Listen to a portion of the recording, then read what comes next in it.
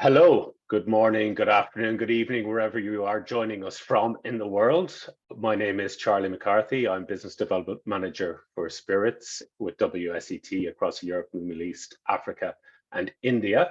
And I'm very happy to be joined today by an old friend and fellow troublemaker from back in the day, Mr. Dave Mulligan, who is representing Bon Poitín. Dave, hello, welcome from Dublin. Good morning, Charlie. How are you? And always good to see you. Yeah, very, very good to see you. Just a little bit of housekeeping as we start. Today, obviously, we're going to be talking about poitín. Poitín is a very interesting area and an area of increased interest and growth at the moment in the spirits world. If you see the bottom of the screen, you have got the chat function and the Q&A function.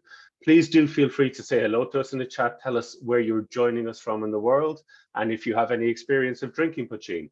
And then if you want to ask a question directly to Dave or myself, please just pop the question in the Q&A section, and I'll be monitoring the Q&A section, and we will be taking it from there.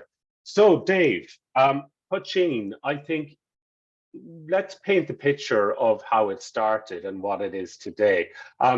A lot of people growing up in Ireland, when we were growing up, or more or less of a similar age, would have known that poitín was the illegal spirit. It was the spirit that you couldn't really officially get, yet somehow everybody knew where to get it. Would that have been your experience of it growing up?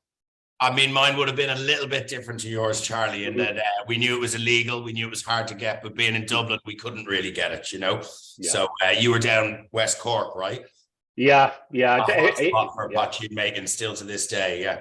Yeah, very much. I think this is one of the important things that's kind of the nature of poitín, is that it's a rural spirit, it's an agrarian spirit, it's a smallholder spirit. It's always been made by farmers, essentially, historically, or small landholders. So if we had to come up with a definition of poitín, I know that you were involved in the definition of poitín when it was the technical file within the EU definition would have been created. But for a lay person, we'd say that poitín is a spirit made from grains and potatoes on the island of Ireland broadly. So in more detail beyond that, Dave, how would we define it? I think you're close enough there for a simplistic, version of what it is. Grains were definitely king, barley being the king. We're fabulous at growing barley in Ireland, as our whiskey history would tell you. It predates the potatoes by 500 or 600 years in Ireland, so they did definitely come later. But because of its illegality, people had to get smart with ingredients. So we see things like molasses, we see potatoes. Mind you, that molasses is from beets, not cane. And then we see all types of grain being used in the spirit. Yeah. So in terms of the genesis of the spirit category, really, I suppose we need to go all the way back to, the monastic tradition of distilling and that becoming part of the local tradition within Ireland. And I suppose it would have been fair to say that originally the idea of what we'd call in Gaelic ishkabaha, which became known as whiskey, and the idea of poitín were not really separate things at all. No, not at all. In very recent times they were, and to get into the history of poitín, you're always going to be looking at the history of whiskey.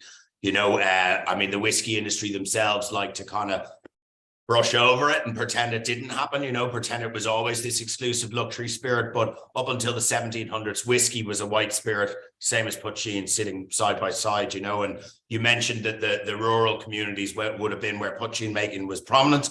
That's really because the cities developed, so now, especially with the resurgence of Irish whiskey, people are a lot more likely to look to these rural areas, look to the country for cheaper land where they can build a distillery. But back in the 1800s, they needed the workforce, they needed the men. So they were all in the urban centres, so Cork, Dublin, Belfast, Derry were all the big distilling capitals of Ireland.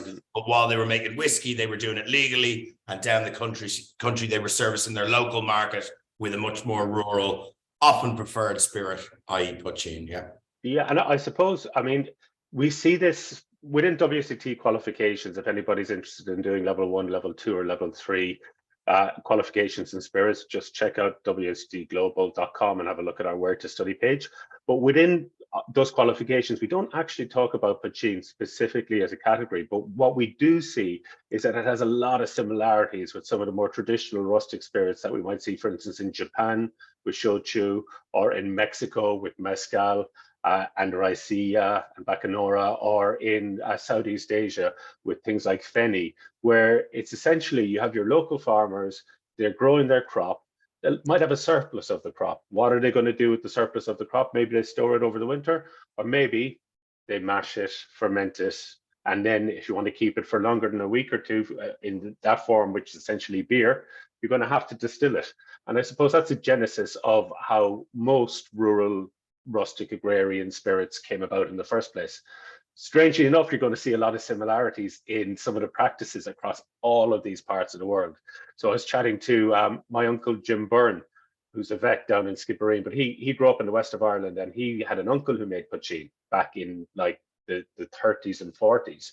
And he would say that they'd always make the cut in the distillation point by observing how the bubbles settled on the top of the spirit as it's being poured off at second distillation.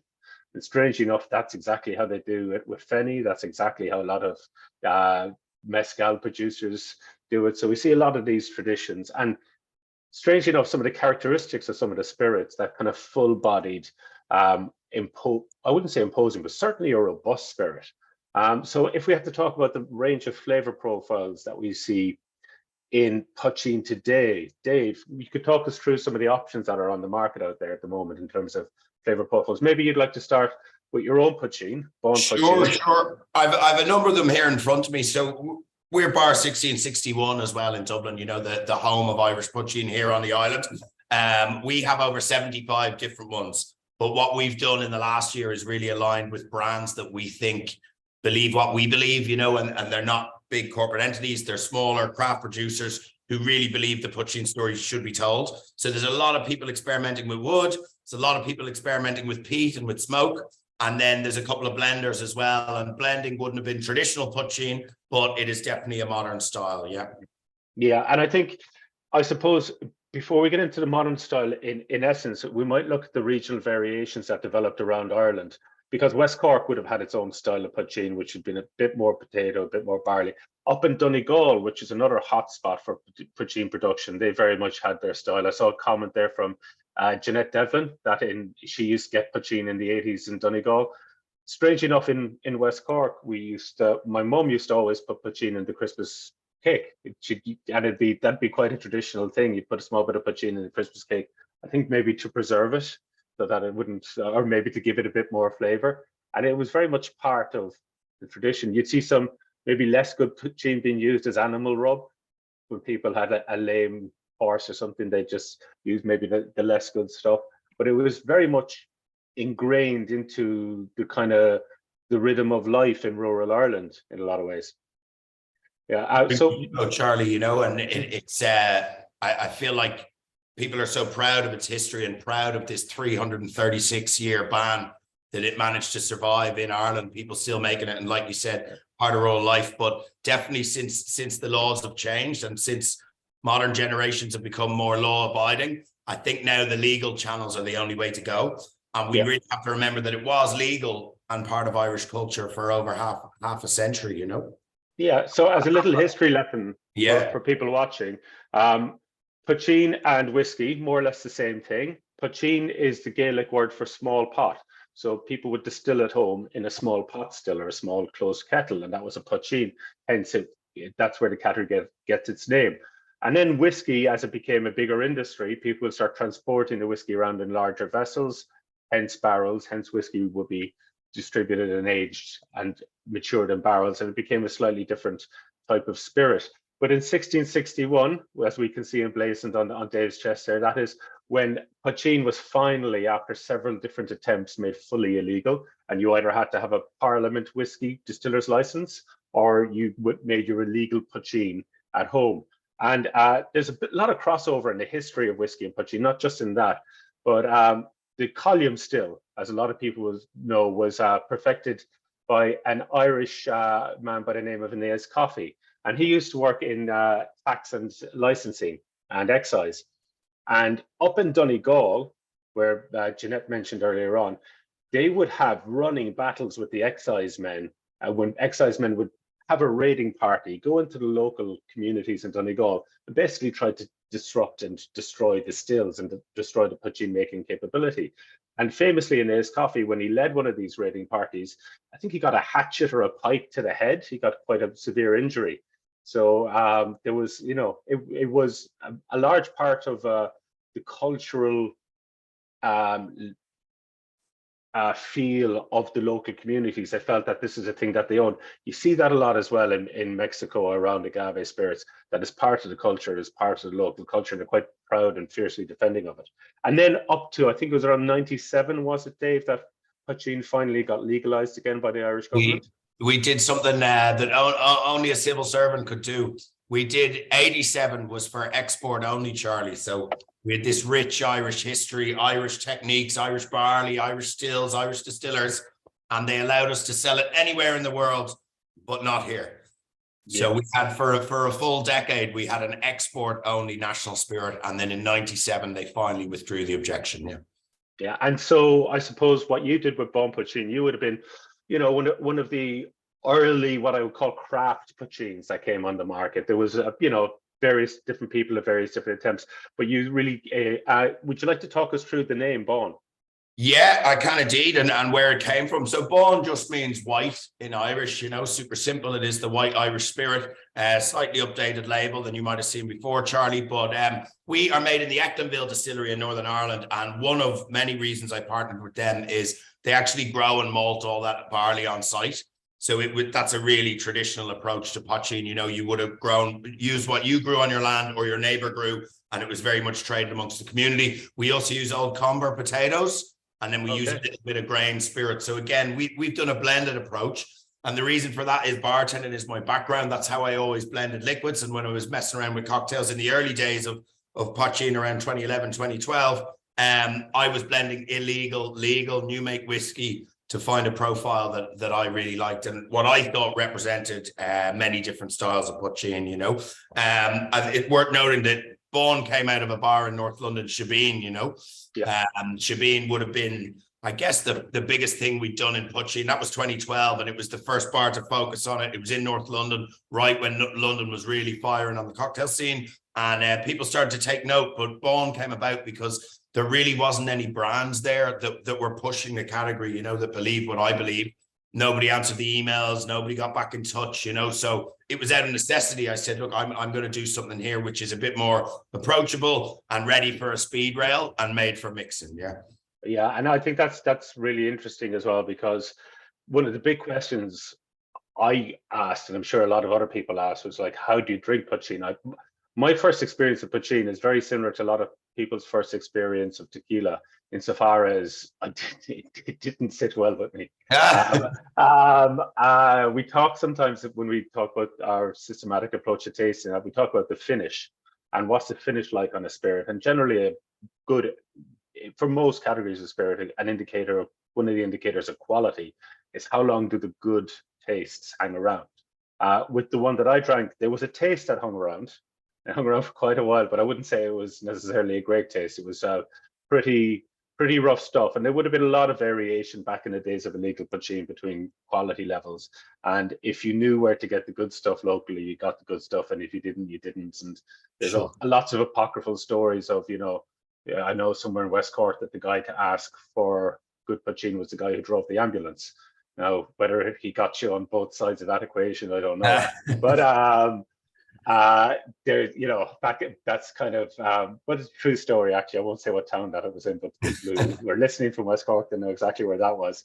But in terms of having this approachable, drinkable spirit, this mixable spirit, that's kind of where the category has started evolving in a really interesting direction over the last 20 years. Sure.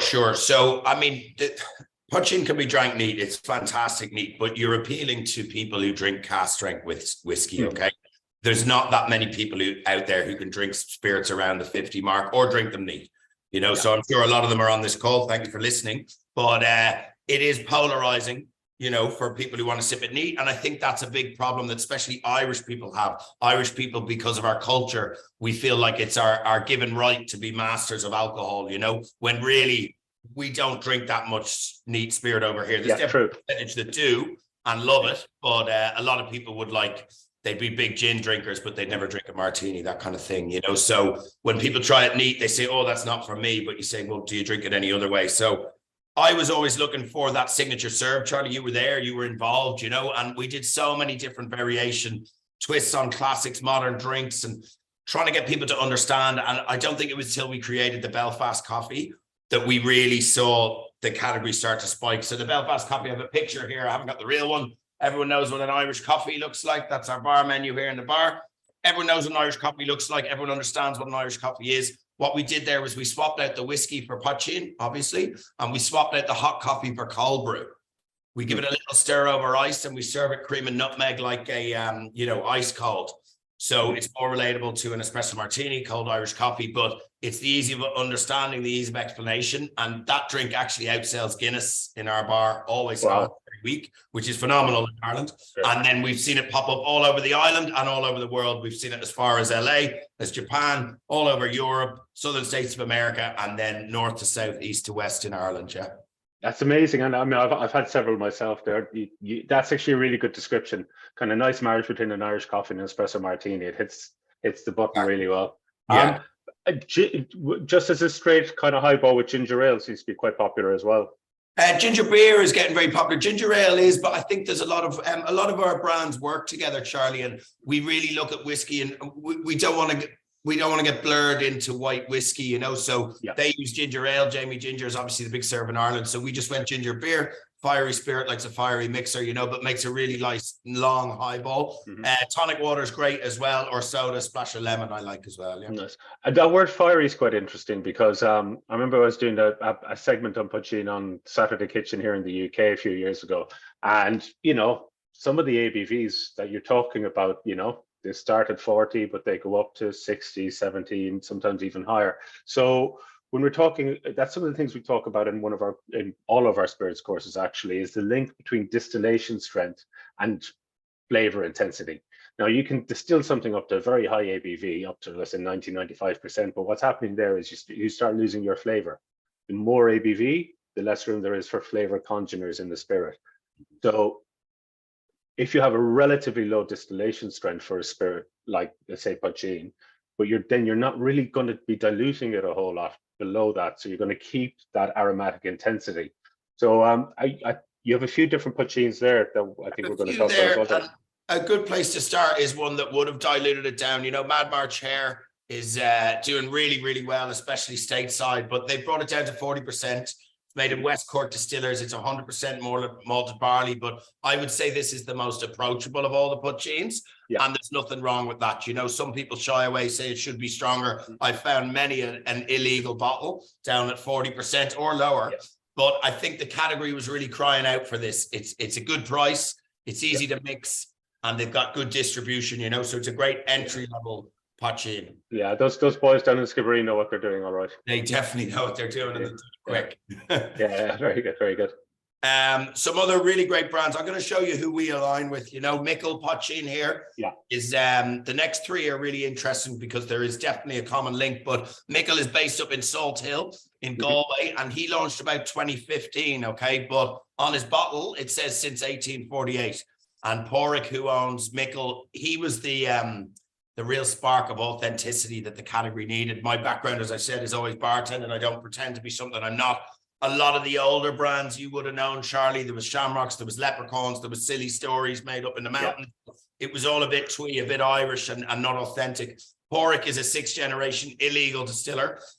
He's got one of the smallest distilleries on the island. And this is one of his limited edition one, which is peated barley and peated oats, finished in a chestnut cask. Now he's left this rather high at 59.5, but that would go up against any of the big white spirit categories. You know, fantastic, really interesting, peated, lovely spirit. I was doing a little bit of research yesterday, which is, you know, a very tough gig, but I was down at the Sun Tavern in Bethnal Green here in London, and I was going through some of the poitín that they have on menu. And I think, to my mind, your bar 1661 and the Sun Tavern are the two best places that I'm aware of to drink poitín. I'm sure there might be some other great spots out there. And if you know of a spot, please do stick it in the chat, by the way, if you're watching, because we're always looking to hear about good places to go and enjoy good drinks with good people. But I tried the Amontillado cask and I just thought that was amazing. And something that struck me is it's starting to blur the lines a little bit there between poitín and whiskey, because the cask influence, even though it's not going to be aged for more than a couple of months, I imagine, it's actually quite pronounced.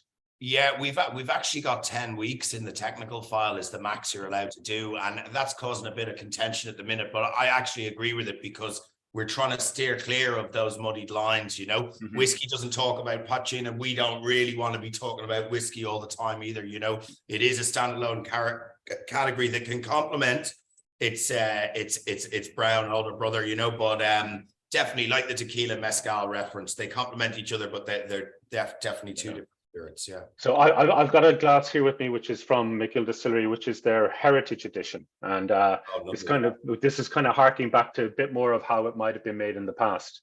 So they pulled out old recipes there. Gentleman Fionn O'Connor, some people on the call may know, a fantastic Irish whiskey historian. He's been through every archive in the country, and he was finding old recipes, and he goes to distilleries which are actually more likely to be the poitín guys because they have more flexibility due to the size of the operation.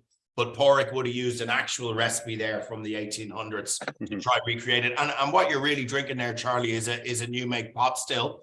You know, that's pot still Irish whiskey, just made in its heritage fashion. Yeah. It's fantastic. It's got a lot of depth of flavor in terms of you got fruity notes from the esterification and the fermentation. Got a little bit of that wheatiness, a bit of that earthiness as well, and there's a herbal element coming in. I think it's a really nice balance. Yeah, really nice stuff, and a great distiller, a great advocate for the category, and somebody I work very, very closely with. The next one up is Bwailoch Distillery, which is Mulroy Bay is the brand, and Bwailoch Distillery up in Donegal. Okay, so Donegal, one of the heartlands of poitín again. So anywhere. Yeah. Generally, if you're looking at a map of Ireland, anywhere that's kind of coastal and on the west tends to be more of a traditional poitín heartland.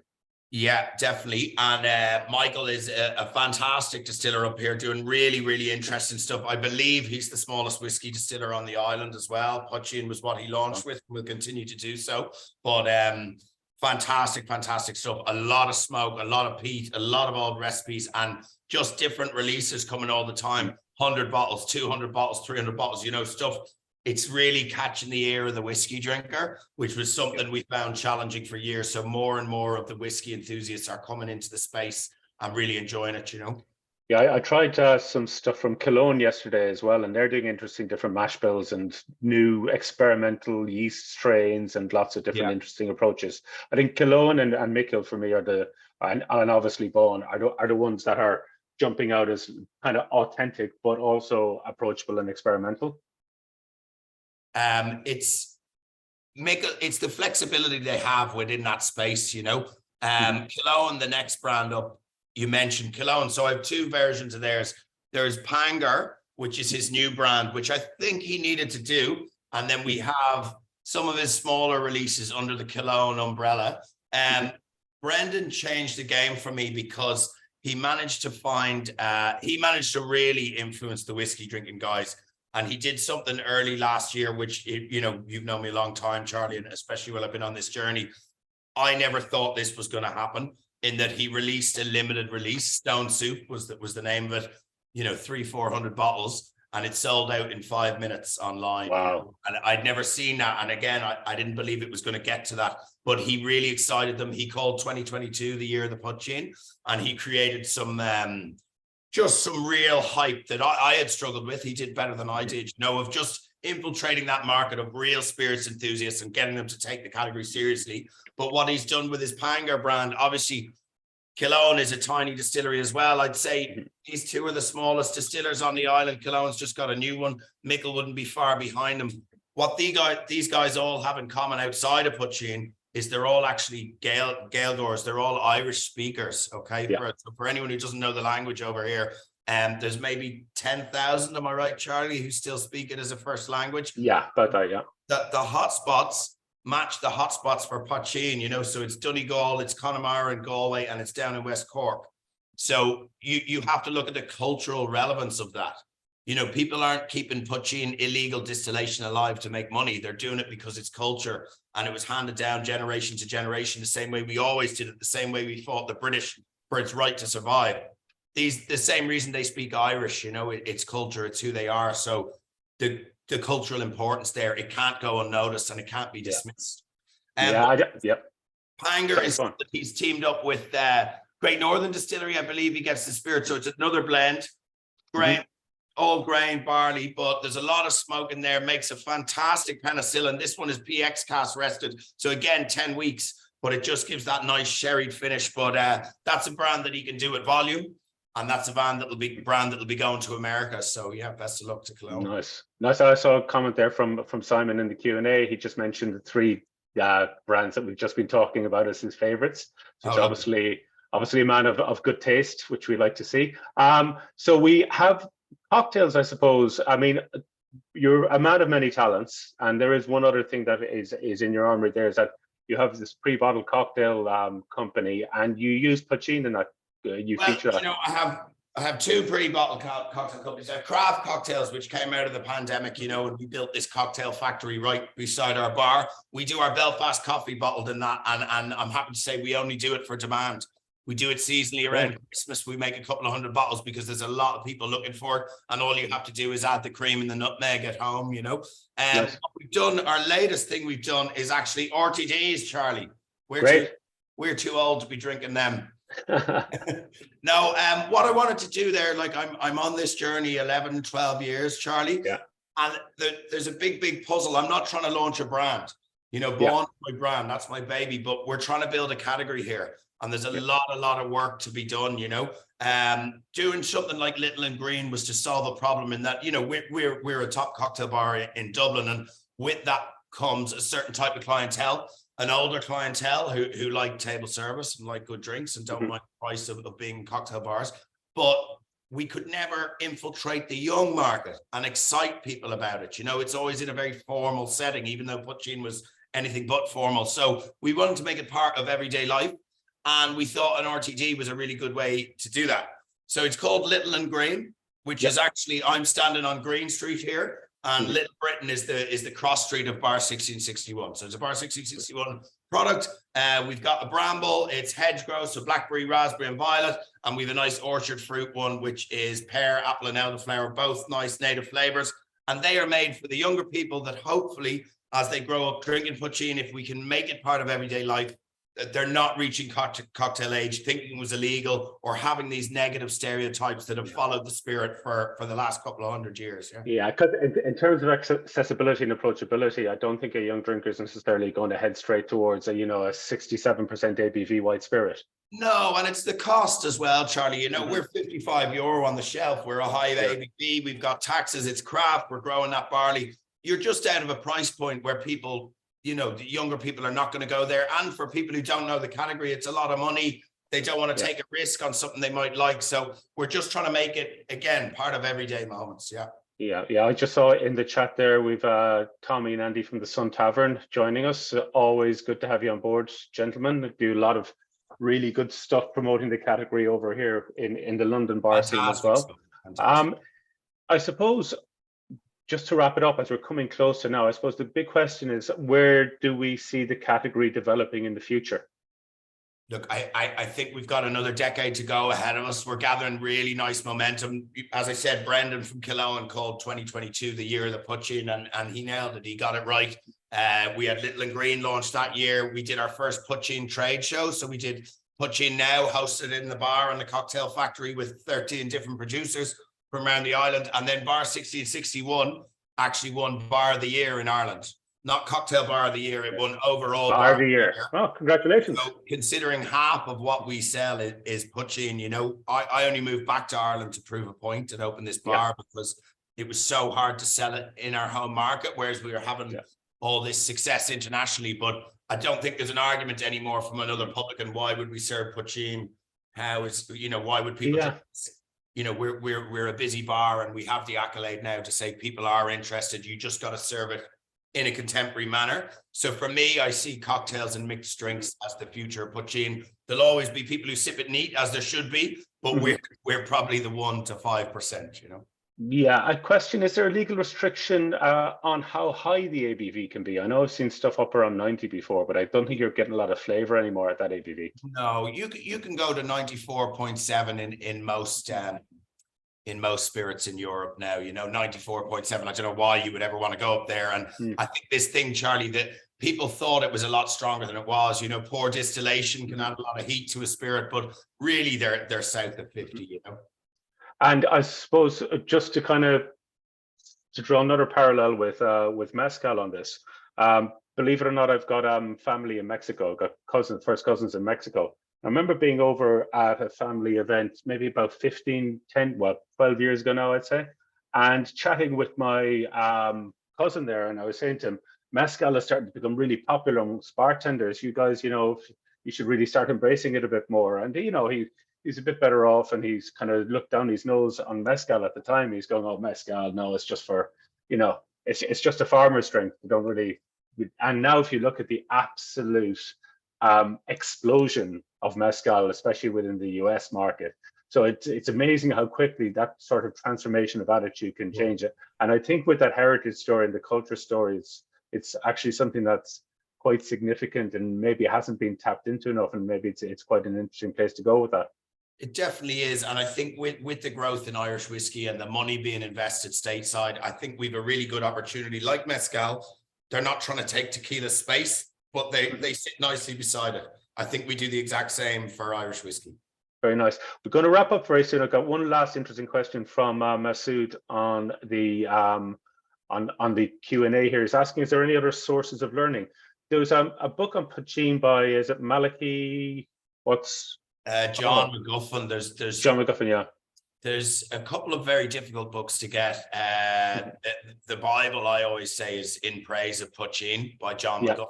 It could do with an update. I'm hoping Fiona O'Connor, who I mentioned, might write one. And then there's The Lost Distilleries of Ireland is a very good book as well. Okay. And when would, because I know the McGuffin book was like from the 90s, so it's, it hasn't been updated since. No. Very good book, by the way. Very good book. Hard to find, and watch out. Sometimes it's €100 on eBay, sometimes it's a $5, so just watch. Yeah, In Praise of Poitín, the prices might go up now after this, but I remember buying mine on Amazon for maybe a tenner. And what was the last one you said? The Lost Distillery book? Lost Distilleries of Ireland is a really good book. It's not all about poitín, but it references it a lot, and it's definitely worth a read. Yeah. And is that Fiona O'Connor as well, or is that? No, it's not. No, that's another old book out there. Yeah. I'll have to pass it on to I'm putting you on the spot there. Just so if anybody's interested, with all of these videos do feature on our YouTube channel as well, so they'll all get uploaded there. And like I said before, if you're interested in learning more about spirits and technically the 4 stages of production and how that's expressed in every category of spirit, feel free to check out wsetglobal.com where to study. And for now, all I'll say is thank you very much, Dave, and I'm going to raise the glass. Sláinte. Sláinte. Cheers. I'm not going to put you on the spot and make you drink at 11:33 in the morning. Those days are probably just as well in the past now. But Gur míle maith agat, Dave, and thank you very much. Thank you also everybody who was watching and participating. Really nice to see so much interest in what is very much a growing category, and we are very happy to talk about poitín at any stage, day or night. Thank you very much, folks. Thanks so much, Charlie. See you at the bar. Bye-bye. All the best. Bye. Bye.